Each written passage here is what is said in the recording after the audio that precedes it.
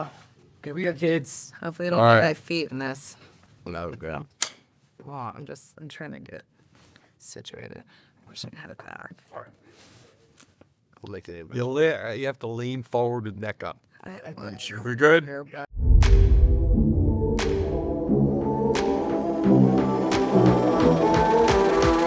All right. Good to go. Okay. First of all, I got to start with some of the parties that have been going on, right? Yeah. So, Christmas season, the event. I mean, I'm impressed. I've never seen anything like the stamina you guys have to go to Big Mom's meeting and then the client party and our party. You know, it's the stamina is quite amazing. It's a gift. Now you're holding up. It's Really really a gift. Running Yeah, out. it's a gift. Yeah, we're getting there. Well, let me ask you something. You go to a couple parties, you got a ton of moms in town. So let's talk about being a realtor. Making people feel comfortable in the environment that they're in. So a lot of people come to Vienna, they're from out of town. Yeah. Right? And you were at a party the other night, there's probably 20 moms, and a lot of them, had come from out of town, not exactly Vienna moms, but trying to meet Vienna moms. Yeah. Right? So that's, I mean, a lot of the things that we try to do is we have so many clients who are coming in from Arlington, but from like New York, California, and they're moving into Vienna. And obviously part of our job as being a realtor is you want to be, an advocate for Vienna when you're trying to get them in. But Right. then it's introducing them to the town and introducing them to other people that you think that they would click with. Acclimate them to the environment. I love being able to be like, I know this person. I feel like you two would get along, so I'm going to introduce you. And I think you and this person will get along. You two won't get along, so I'll get you two apart. That'll work. But, You guys take the let's get the community together aspect of this to like such a level But it's so that fun. nobody. I know it's fun, but who has 700 people come by for their Christmas event? I mean, We had 700 people in the office over a 2-day period for our client party plus stroll. Mm-hmm. It's the damnest thing I've ever seen. well, it's funny because and there's more people who are like reaching out who want to come, and we don't have the stamina for it. So next year we'll have to pivot and see if we need to call people in to work it. Because at the end of the day, we want people to enjoy and see it, and we have a hard time saying no to people. If you want to see it, of course I want you to. It's not right. But at the end of the day, we run ourselves into the ground a little. But And I think the good part is, so we're going to finish it up with, probably not finish up, you got other things going on, but with the event of the kids in Vienna, the kids that we want to reach out to, give them gifts for their parents as well if we can, invite them all to the office, let them enjoy it, do their scavenger hunt. Mm-hmm. So that's going to be a lot of fun. This year will be the first run at it, get 40 kids, but every elementary school has 30 or 40 kids. it is. So we got to open this up. So next year, one of the functions is going to be the charitable of this is getting all these 100, 150 kids, 200 kids in to see it, do the scavenger hunt, have gifts. It's going to keep growing because, I mean, even at an event we were at the other night, talking to one of our friends, she works at one of the schools, and she has a lot of insight of some of these kids who would love to come in, but might not be a part of this group. And it's like, We'll open it up next year. Exactly. Next year, that will be the goal. Then there was a lot of people in Vienna who showed up. It wasn't just people bringing things for, our clients. And Right. we put it out to the Vienna public, and we had a lot of people show up that it's not that I was expected. I didn't know you were coming, but that's so sweet that you That was brought it very there. nice. So there's a lot of people who, But there's still more than want to drop them off. Yeah. We were, Well, that's what it's about. You know what I mean? It is about the giving, and that's the real Christmas spirit. So that's a good way to end this off. We'll expand it next year. Okay? Absolutely. All right. So we're going to get into two things today, okay?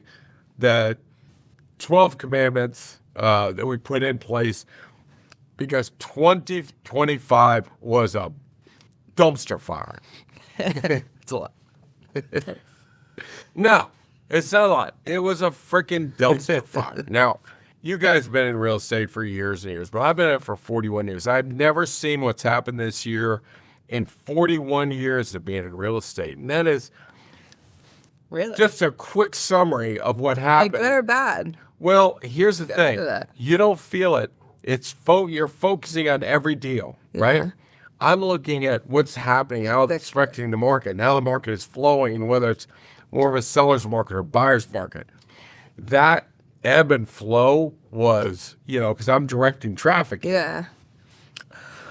Watching it, I couldn't really believe what I was seeing. So let's just start with 3 main events that happened in 2025 that really changed the direction. And again, we have to stay focused on selling houses. So we're just reading the market and reacting to it. But the first one is that the tariff war did disrupt the economy and really froze a lot of people. Yeah. Okay. So immediately the market started to cool off. All right. And then, even more importantly, for this area than anywhere else in the country, Doge kicked in. Who's getting fired? How many people are going to lose their jobs? How many people are going to lose their contracts? We're going to cut back this contract, cut back. Everyone's on edge. So everyone's on edge. People still just have anticipation that they might be fired. Yeah, and we had we had people close to us who were, and a lot of people were affected. So we're going to a lot of people houses and going, I'm not fired yet, but I think I'm going to be fired. Yeah. So tell me what it's going to take to sell my house. And some people did get fired. Okay, some people we did have to help bail out. So, but the Doge and the cutbacks and the contracts, whether it's good or bad for the economy, and most people think it is good because you do want to cut waste and all that stuff, corruption, fraud, waste. We want to cut that out. But again, coming at it with a sledgehammer, it affects everybody. So the first was the tariff war, then it was Doge. Now we're getting almost into June, and you know what happens in June? Yeah. We go down in June, and we don't need any help. We don't need any help for the market to go down in June. June, normally when we're talking to sellers and we're saying, get out, let's get your house on the market. I mean, June 15th is pretty much our cutoff where we say, let's go until, that June 15th. Obviously, the people who have to sell. When you have to sell. If you want to sell, do it before June 15th. If you have to sell, any time is good. We just have to compete a little bit more. Yeah. And the prices go down from July 1 through the end of the year, okay? So, and we saw that, 9% fall and all this. And in the middle of all of that, they shut the government down. So, and they shut it down for a period of time that extended far beyond the normal theatrics, okay? It might have been the longest shutdown ever. And I remember back to, I think it was 95 or 96, we were holding on by our fingernails to the market. And Newt Gingrich shut the government down. And I'm telling you, it was just like this. As soon as it happened, everybody thought, fuck, heck with it. And you didn't know where the bottom was. We didn't have a good economy. It wasn't real strong, but it killed us. It killed the market in 95, 96, whatever that happened. I'll never forget. It was like we're hanging on by thread. So it wasn't that bad this time. We'd already corrected. We were kind of on a downward slide to the end of the year. But it still had that negative effect. We started to come back a little bit. Then the government shut down. And it was like, thanks, guys. Yep. So you're going to see sales in 2025 that are lower than 23 and 24 in most towns and counties throughout Northern Virginia. And you can't compare us to a national trend because our company is the federal government. That's our company. Mm-hmm. And our company was going through a big cutback and shutdown. So it affected our area. You have to know, how did we do? So at the end of all of that, we saw the same year as 2023, which sucked, 2024, which sucked, 2025 sucked, but it sucked in that what's surprising was we were going. We were booming. It was a great year. We were up 40 or 50% January and February. We were like, got it. Here we go. We're coming back. And then all of a sudden, slam into the iceberg. So, and I'm not saying it's wrong. I'm not saying what happened was wrong. You need to break some eggs to make an omelet. You need to take 2 steps back to get a running start. Are we stronger that all the tariffs are, and again, that's not my job. My job is sell houses.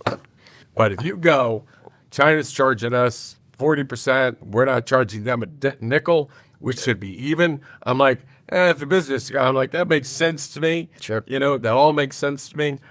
So you understand it's got to happen, and there are benefits, but holy shit, this guy was firing eggs at people. Yeah. And it was very unnerving. But it was unnerving, so it shut things down a little. But what we saw was it did kind of slow things down when normally it might be a little bit more active. And I think that it kind of just pushed it to where, you know, things kind of picked up in October, November, and we kind of are seeing more activity right now that we normally would see at this time of year. I mean, at least for us. So with the houses that we've sold, I mean, it all of a sudden picked up in November where normally it might have been a little slow. I think it just kind of deferred the buyers. Pushed them. Yeah. It pushed them on. So what we're going to do in 2026 is I'm going to bring back the index that I had in the 1990s, which was that charted consumer confidence for sellers and charted consumer confidence for buyers. And we're going to plot that. And what that does is when that goes up, 2 months later, you'll start seeing inventory going up. 2 months after that, you'll start seeing sales going up. But the leading indicator is the consumer confidence. Sure. So I'll bring that back. We'll pull 100 top producers. We'll get an index every month. So it's going to tell us something's happening. Is it affecting the confidence of the sellers and the buyers? Had we had that this year, we would see the tariffs that are hurting. And we'd see the how is Doge affecting consumer confidence? So we'll bring that back in 2026. It'll be an exciting year. And, you know, we'll talk about what's ahead for 2026. But I would tell you, it was so bad. It was so bad that we developed 12 commandments that you cannot break before there were rules or protocols. It's like, look, you know, these are our rules. Let's not break the rules. And we were okay. And I will tell you, you guys are excellent at following the rules and making sure people do what they have to do. All the credit to you guys. Well, and the things that we come up with because we have so much experience in the transactions that we've seen. Every time something happens, we make sure that it doesn't happen again. Right. Every time something goes wrong, it's like, how do we, you know, avoid that the next time? Any situation that we don't follow the rules. It does. Right. And it's like, and that's why you have to do hundreds and hundreds of transactions in order to know. To establish to realize what works and what doesn't, where you literally cannot stray from this. So let's look at what did and didn't. If somebody is supposed to fix up their floors and paint their house and doesn't do it, they're going to lose. Yep. So is that a commandment that you have to get your house prepared? The answer is yes. You must.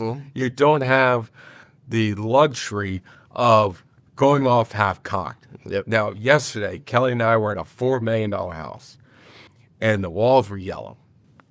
And, the hardware was whatever. And it doesn't matter if it's a $4 million listing or not. The color is wrong, and the hardware is wrong. And the meeting we had was so much different than I think it would have been at the beginning of 2025, where I know it's a big house, you don't want to paint it. It's like, okay, we can try and get it. I don't care if it is $20,000 spend it. So what I think is so funny is sometimes it's like, you know, why do we go in a house that's 1.2 or something like that needs work, and then it's like, you have to do this. But yet in a bigger house where it's like, obviously these people have a lot of money, and we're like, I'll tell you why. I'll tell you exactly why. This is why realtors, this is why it's hard for people to. Right. Yeah. Because they're dealing with a lot different seller who thinks that they know everything. A-type. Yeah. They not that they know it, but they're running things. They run the show. They know what they want. And they say, I don't want to paint. And I would tell you this. She said, we don't want to paint. And Kelly's like, we're definitely going to paint. Because if you don't, you're going to lose $300,000. I'm just telling you, you're going to lose $300,000. We don't want to do that.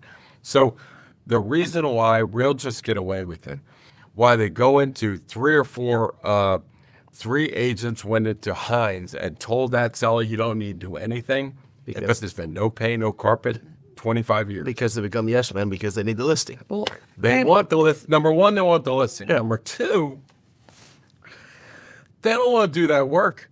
Do you have any idea what you have to do to fix it? Well, yes. And what it comes down to sometimes with these bigger houses are people, they will have these designers who come in, but they're not designing it for like the masses, right? They're designing it for your particular taste. And if you tell them you want this or that, they're going to literally mold it into what? Like, for example, when we did the house in Clifton, I can't think of the name, but with the like yellowish trim, you know? I mean, that you walk in, it's like, yes, this is a very southern living home. I get it. But in photographs, it's not gonna, it was warm and whatnot, but it just didn't work. And she paid a lot of money for someone to come in and tell her exactly that color to do, and to live there, it was great. But yeah, we needed to pivot in order to sell. And that was in like Southern Living magazine. It was, yeah, she got like a good designer, but it just didn't. It wasn't going to appeal. But the problem is, every once in a while, we'll give some leeway and go, maybe, and then get slammed right in our face and say, you did it. You felt bad for a seller that had cancer, was having problems, and you know, and so you felt sorry for them and didn't. Okay, they just painted, and it was just enough where we could let it slide. And then I let it slide, and I'm kicking myself every day because people said, I feel like it feels dated in here. And I'm like, the only difference between this and the house down the street that, you know, just sold at a premium is because they had already painted. We didn't have them paint. I mean, because we sold 5 houses in the neighborhood, and I let this slide, you know, We had people that were neighbors that already lived in the neighborhood that came in there and saw that house, and they were like, it looked so dated compared to the other house. And the houses were near identical. They were near identical, and it was the paint. It's because they didn't do the paint. And that was just so eye-opening to us where it's like, But then we pivoted in the cutting period, and we went in and we redid floors and redid a couple of rooms. I mean, we did some stuff just to try to get out of the front. Right. But I will tell you that 2025, we're going to play hardball too. Not meaning hardball 2026, not hardball that, but you have to play hardball. If you play softball and you go out without doing the floors or without painting the house, you are not going to sell. And then you want to miss the $1.5 million threshold by putting it at 155. You know, so again, that was breaking 2 or 3 commandments. So we went over the first 7. So I'm walking into number 8, right? The 8th commandment. Okay. What's the 8th commandment? The 8th commandment is you have to address the objections. Everybody has an objection. Yes. When I go around the house, I'm looking for what is the deal killer? What is not, why will a person not buy this? And again, that's what a lot of people avoid because, you know, agents might not want to tell you something. You're walking into someone's home, and it's a little uncomfortable to tell them, hey, people are not going to want your home because of this. You know, there's a big red flag here, and that's going to hold us back. But if you don't address it, I mean, in the long run, you're going to lose. So it's like... Even if you don't address it, it's having a solution to the objection. Yeah. I mean, like, if we go into one of these older houses and it's, you know, tiny closets, but there's a large sitting room, and we get Jimmy in or somebody in there, we go, how much is it going to cost to knock this out, put in a giant master closet, and still have functionality here? Right. Okay, now we know. So when people come in and they say, I love the house where the master closet is tiny, here we go. This is your solution. It costs Exactly. The benefit of doing Giving them the vision. Yeah. $80 million or $100 million, over $1.5 million or whatever it is. The benefit of doing that is we don't care if we get the listing or not because we have listings. We can be very honest with this is what you've got to do. And realtors should do that too. Realtors can't fear not getting that listing. These are time is money too. You want people. Some only have 2 or 3 of those listings a year. And they're afraid to tell them because they don't want to piss them. Become yes men. They don't want to lose the listing. Yeah. But so it's 2 things. That the commandment is we have to see what are their objections going to be first. And then we have to respond with what are all the great things about this house. I mean, the laundry list of all the things. That room's big. The lot is great. The schools are good. You know, so what's your objection? I hear you. Let me tell you how to solve that.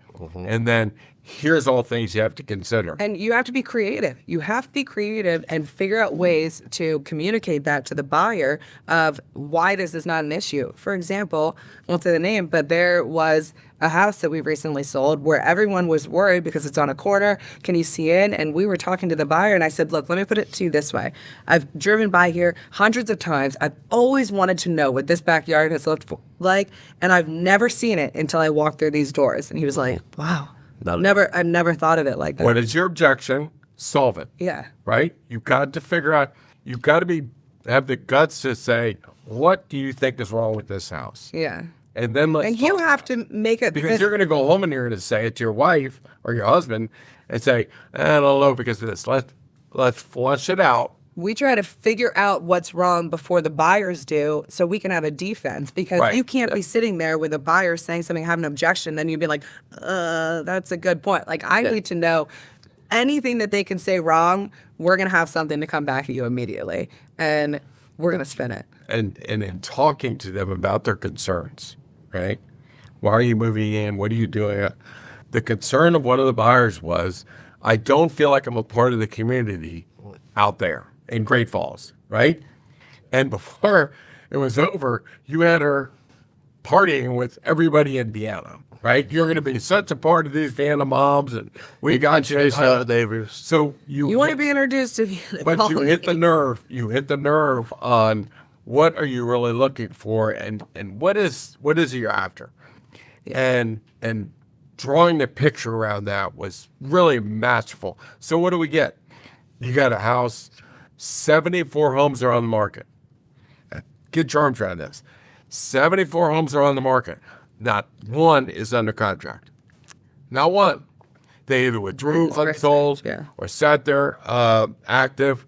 This is in between $2 million, $2.5 and $3 million, Vienna, Arlington, and McLean. So, knowing you, I'm looking at 74 houses done under contract. Mm-hmm. You had two people coming in all cash, fighting it out for a house, because one now has to be a part of Vienna, the Vienna moms. This is exciting. That's what you wanted. And the other one loves the house, but is a little concerned on the traffic. Yeah. Traffic is on the corner. And when we address it, when you hit him with that, then he dropped his defenses. The other buyer dropped their defenses, and both came in with all cash. And it's like everything we're saying is absolutely true, because you just have to make them see the positive. Because if you're not familiar with the area, if you're not familiar with Vienna, I wouldn't be able to make him realize that, look, if you're pulling out on one of these main streets, if you want to walk to Vienna, you might be pulling out on Center Street, on somewhere that's busy, where you have to wait for people to stop. Your driveway's on the other side, so you're pulling out. Oh, good point. Okay. All right. You're coming up to a four-way stop. Everyone's slowing down right here. Other streets, they're flying by. Okay, that's another good point. Double yellow. Yeah, Double exactly. Yellow. Where a lot of people, they just don't know that about the community or the houses. So we just What are they going to object to? How do we solve it? And how do we give them the benefits of this house? Mm-hmm. So again, now there was one house under contract and 73 that were not under contract. And that's how that happened. Mm-hmm. So the next one is open houses. Open houses are a must. I know, people don't like doing open houses. Love it. I know, because that's where the buyers are. They're not in your house. They're not at Bonaroti's. They're in that house on Sunday afternoon. Yep. Well, here's the big reason why I think open houses are so important, where we're going to probably start saying, we need to do more. Send your buyers here, because I don't think anyone can sell the house. They don't relay the information. Like if we were to, when we show up to appointments, where we're going to be showing the house with the agent, and this house, the agent, and I'm not saying this about all agents. I mean, obviously everyone, they're people very good at their jobs, but there are some, they don't know the home like you do, what you're selling. And there are certain things that need to be told to them. So at an open house, that's your chance to interact with the buyers, tell them what they need to know, tell them about the community. This is how we've met some of our buyers coming into Vienna, who then fell in love, whether they bought that house or not, but they fall in love with the community and then want to come in and buy another house. We can sell certain aspects when we're actually talking directly with the buyers that, another agent that's in there doesn't do. just for example, we're on Easy Street talking to all the buyers. I mean, we had 100 people do that open house. But telling people that the seller was a builder with joy. This is Right. $4 million, $5 million, $6 million houses, McLean, high-end builder.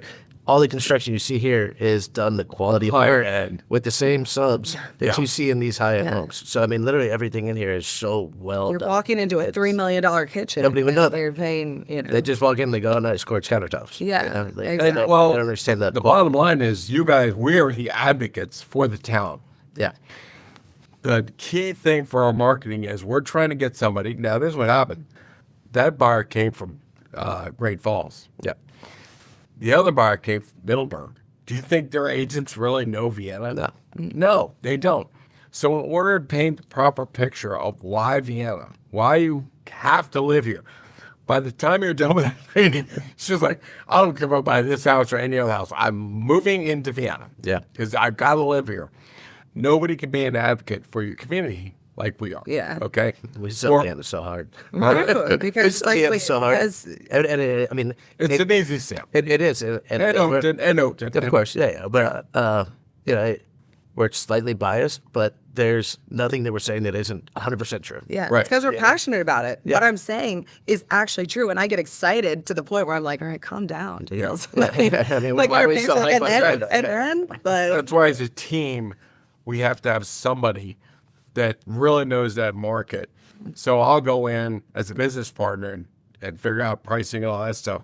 Somebody's got to be the lifestyle person, knows Haymarket. Like, it's Haymarket. Johnny knows Haymarket like nobody else. so funny you said that because we were at somewhere and they said, hey, Morgan, you know, I think we want to work with you and your team. Do you do Haymarket? And it's like, look, I'm going to steer you in the best direction. Yeah. And you know who does know Haymarket? Johnny Johnny, G. yeah. So I'll pass you along to him and let him I take had it. somebody ask me about subdividing a farm out there. I was like, you got to call Johnny. Like, So- Just call Johnny. call Johnny. So Don't ask me we'll these put you in the right direction of wherever you're going. We'll have the best person there to take care of you, you know? Whether So- Ferris out in Aldi or somebody that in an area like Ashford. I'll get somebody for Ashford. Yeah. Yeah. We'll find somebody in that area, Arlington. You know, when I sit down, you got to have Arlington person, knows that place backwards and forwards. You know, they're the lifestyle side of the agent. That's why it's difficult when you have one agent. If you go in all alone, are they a lifestyle agent or are they a business kind of agent? You got to have both. You've got to have the lockdown, market conditions, pricing.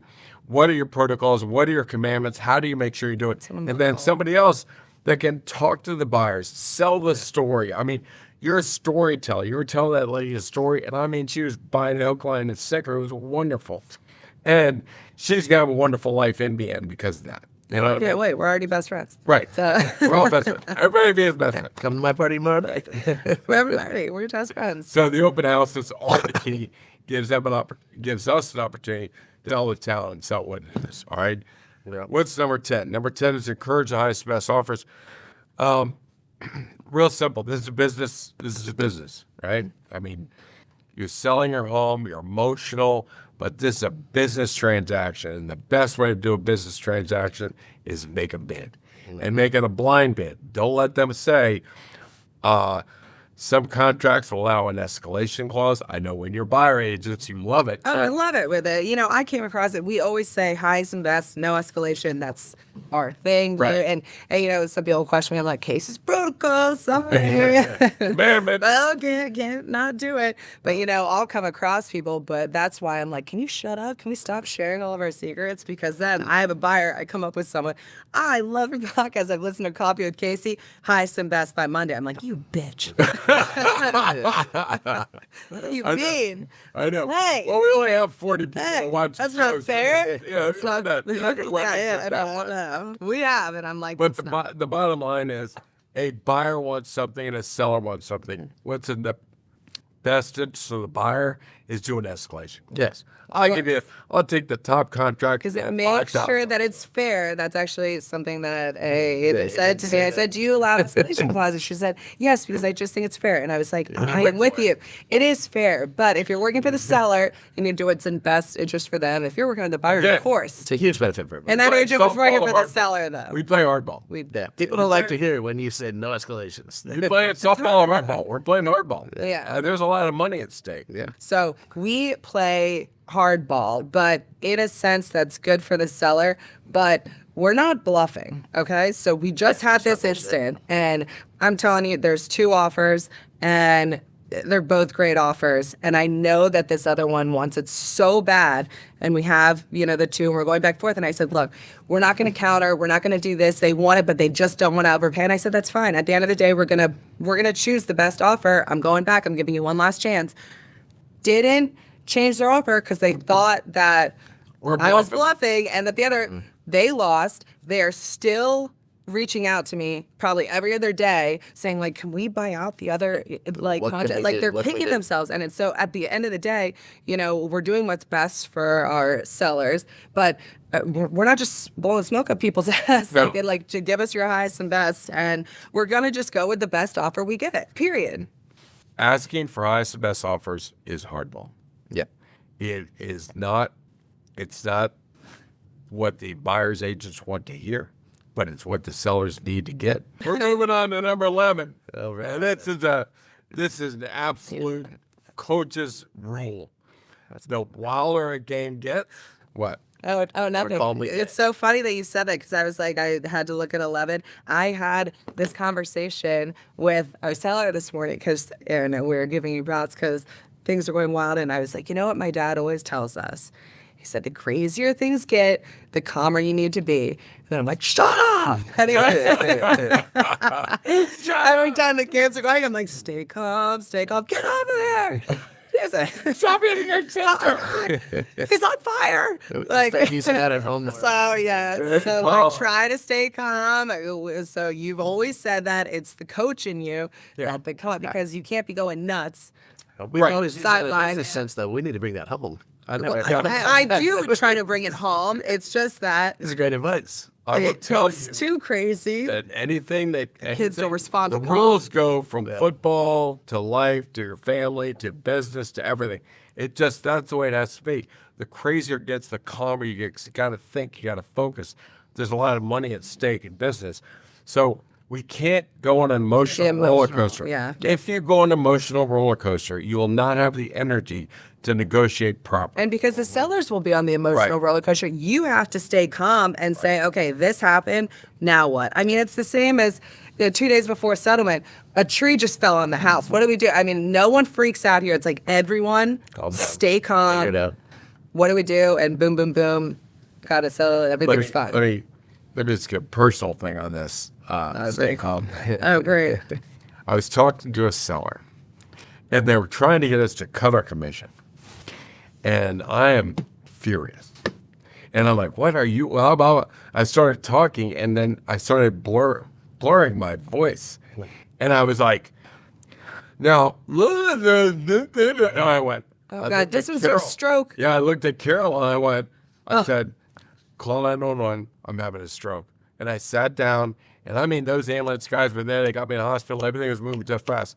There was no panic. There was no, Carol didn't freak out. Everything was very calm. It was very procedural.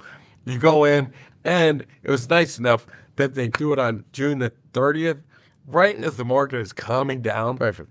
I was sitting there going, Yeah. I'm like, going, this is pretty good timing for me. Yes. I can It take my actually turn for was. To myself tell you right the now. truth, It was perfect good timing. Cleared up. You're going things a little to. slow.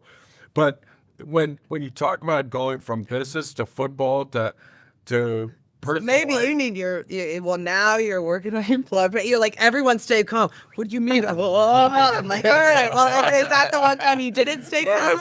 Look, you didn't stay calm. You stroked out. I know it's that. You're right. Someone hit a chord with him. And I it broke just, my own bed. he broke the I protocol stroked and had a stroke. So you gotta calm down. Everyone stay calm. Like I said, these are not rules. These are commandments. These are commandments. Stay calm. Is that what we're going to talk about? They're going to be like, oh, he had a stroke. And you're going to say, I broke number I broke- 11. I broke my 11th commandment. My 11th. And I was in the hospital. And the last thing I remember is the emergency room nurse was beautiful. I know, you keep talking about it. We had the last thing. I thought that was the last thing I was going to say. That's- I did not panic, but I did think she was the last thing I was going to say, and I just wanted her to know. I was trying to tell her. Joe, right, going out like this? Beautiful. But I couldn't get That's the right. words out. Hold on. So that's his last final words. words He, are- hold on. He has my mom there. He has me, Carly. There. His last words are telling the nurse, "You're beautiful." Like, all right, you can't say like, "I love you guys." Like, I was coming. That That was it. like maybe like, got the important you know, yeah. There's Samson out. But that would be your last word. All right. Fine. All right, the last one. Don't want to tell us anything important. The last one. This is important too. We used to. Where's your will? All right. All right. So the last commandment is don't let the buyers and sellers meet because for whatever reason, it's not good. It doesn't end well. Quick example. I have all the furniture in the basement to give away, right? He's not taking it. I'm using that as a bargaining chip should they do an inspection, which they did. And this is years ago. And I know exactly which one. The no. yeah, yeah. No, it's different one. Different, but that's funny. He had all the That's what I benefits. did. So they come in, they say, we want $12,000 for the home inspection items. And I said, I tell you what I'm going to do. I'm going to give you $25,000 worth of stuff in the basement to offset that. And then the buyer goes, oh, no, I already got that. Already gave it to me. What do you mean? He already gave it to you. Where did you see him? Well, he came over doing the home inspection. He just said you can have it all. Yeah. So now the buyer wants 12 grand. That greedy suck wanted 12 grand and the furniture. My seller took great offense to that, which I don't blame him. I'd be furious, Yeah. right? So then we went from a nice, easygoing settlement to a freaking war. I mean, it was a war. Now emotions are involved. Yeah. And I don't give a crap about money or settling or, I'm not selling my house to that guy. So you can't, because then they are strong. They're very tight. They're on the teeter-totter and they're at the very top. It's emotional. Their feelings may get hurt or whatever. Just can't have them meet. You got to separate them. We'll see everybody. It's a business deal. We'll sign our documents. You sign your documents. We'll talk. It just has to be a rule that you stick with because, for like a transaction we're working on now, I know for a fact that after all is said and done and they're still going to live next to each other, Best friends. they're going to be great friends. However, there's so many events where we're like, That oh, we friendship could sends it bring is. both or whatever, but we stick to protocol. Look, you get upset, you have a stroke, period. All right? So you're not saying that. You got to follow the rules. All right? Just no matter what. All right? So that's the last one we have. That's our last protocol is buyers don't meet the sellers. But I will tell you that all of these went from rules to protocols, and now they're commandments. When you have a year, 3 years like we just had, including how bad is it? The only people selling right now, get your arms around this. The only people selling are people that have to sell. Death, divorce, downsizing, loss of job, loss of contract. They've got to sell the house. So these are not people that want to sell. These are people that have to sell. 40% of the homes are not selling. They're withdrawing. Now, if you've ever had a house that's been on the market for a year or 12 months or 6 months, right? 3 months, nobody's going to buy it. You're going through hell. That is an emotional roller coaster that we don't want to get on. So, these people are really up against the wall with having to sell a house. Then they can't sell a house. Then when they finally do sell a house, put back on the market, they're losing $100,000 to $150,000. So that is why this has been elevated to a commandment that you can't make a mistake in today's market. So I think in this market, number two is you can't go with number two. You got to have the best. You got to work with the best. And if somebody comes to your house, they have got rules and commandments, and they know what they're doing in the business side and a lifestyle side, and they have a great track record, knock yourself out. If they don't, get somebody else, okay? You've got to have all those buttons pushed in the market where you go. And the reason that we're able to execute all of this and we have these commandments is because we have the pieces in place where you are, where you work and do, the market side, the pricing side. You're the engine that's behind the scenes doing everything, and we're out and about. Do you think that we could be out and about and doing what we do without having you giving us the information you do? I mean, yeah, we both could sit behind a computer and eventually do it, but It's that all components takes... working together. Yeah, Yeah, it's all working together. I mean, you just can't do everything yourself, period. But that's the key. And that's why when one person walks in your house, it makes it very difficult, because your guys' You're work, missing one of those. There's Your guys- one of those that is missing. your guys' work and my work is nothing if we can't get it produced by our back office, by Julie in the back office. If it can't be professionally done with great pictures, great videos, great websites, great marketing, targeting people. That house had buyers that were coming from LA. yeah. Well, no, you had one from Middleburg and one from Great Falls. Well, another one's coming. It just doesn't happen. So it's a threesome that makes it, and you can't afford Julie or our back office if you're one agent. And we could not operate without it. No, I couldn't. absolutely. I can't operate without you guys. I can't operate without her. But getting it all started lined up together and making it happen is really, really beneficial. So what I would say to the agents out there, if you're missing a component, you need to partner with somebody that has the missing component. And if you're a lifestyle agent, you need to work more with a business. Let me give you an example.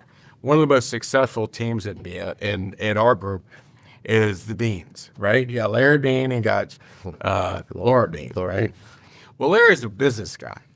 He's just flat out business guy. He knows what the hell he's doing. Now, Laura's out there. She's a lifestyle. Yeah, she's smart at what she does. So, but she's different than Larry. She's different than all of us, but she's different than Larry. But Larry's the business guy. She's that, and they do enough business to afford a back office that can support them. So that's the kind of partnership that people should be involved in, in 2026. There's no place to go alone. So, No. all right. So we're at Bonarotti or having dinner, okay? And, yeah, Morgan and I are all buzzed because we just done the big party. And we're buzzing. And I look at Morgan, and I'm like, what are you going to be? You want to cut deals and do this? Oh, those right. Or do you want to be sitting home with the kids? And then I said, this is me first, and I said, you want to do both, right? And as I was saying As that, he's saying that, I go, cutting deals. And he goes, no, as I said cutting deals, he goes, the answer's both. I was like, yeah, both. Oh, yeah, I really want to have both. Kids do it. So I just had some, I don't know what He it almost was. spit out his drink. And I am telling you, Colby, I had to go like this. Because had I not gone like this, my dinner is on the mirror at Bonarotti. Because it was so funny when she did that. I just went, cool. So we're talking about business, and I was like, oh, well, I'm glad Colby gets down with the kids right now, and this, and I miss this, and he's like, well, all right, but if you're kind of, I didn't want to. I know. yeah, that's true. But it's like, and of course, I love my kids so much, and I love hanging out with them, but I do get very business motivated and go. But anyways, we're at this party the other night, and there's got to be 100 little kids running around. Crazy. It's mass mayhem. And Sailor is grabbing me and walking me around and all that stuff. And so I'm like, Morgan, your kid. She goes, can you watch her for me? Just she goes like this. I'm cutting just deals. watch her for a while. And she looks at me and goes, I'm talking to somebody here. Like, I'm bothering her. And, you know what I did? I said, here, honey, you go see your mother. And I walked out. Yeah, he left. So that was, I was ghosted him. I just took off. dude, we can't make it seem like I'm just, she's like, I pooped my pants. I'm like, it's okay, bye. You stink, get out of here. I run around with the other kids now. Go find your daddy. But the Wendy, Sailor, conversation. Oh, that was cute. Yeah, no, that was What amazing. cute. Yeah. I know. I love my Upload kids. They're so that. cute. That's cute as you get. Yeah, toss that out here. We're halfway through the marathon right now. Yeah, we're halfway. Are you guys halfway through? We're halfway. Oh, I tapped out 3 days ago. We thought we had like 1 or 2 things left, then we get to talking all the way here, and it's like, oh, we had, like, and then. Literally every day. It's a good thing you're. Fucking day, man. It's a good thing you're a long distance runner. You know, you're not a sprinter. You really are built. It's for just a the long haul. marathon, man. Yeah. Both you guys are built for the long haul. Yeah. All right. Yeah. All right, I think we're good. All right, guys. Well, cheers. We'll see you in the new year. You guys. Yeah. We've got Merry Christmas, everybody. lots to do. And this behind us is the actual scene in the Casey Samson team office. Oh, yes. With Christmas trees and all over the place. The magnificent, spectacular. You did a great job. I'm like, if you want to see it, don't call me because It's over. it's over. Season's done. See you in 26. See you next year.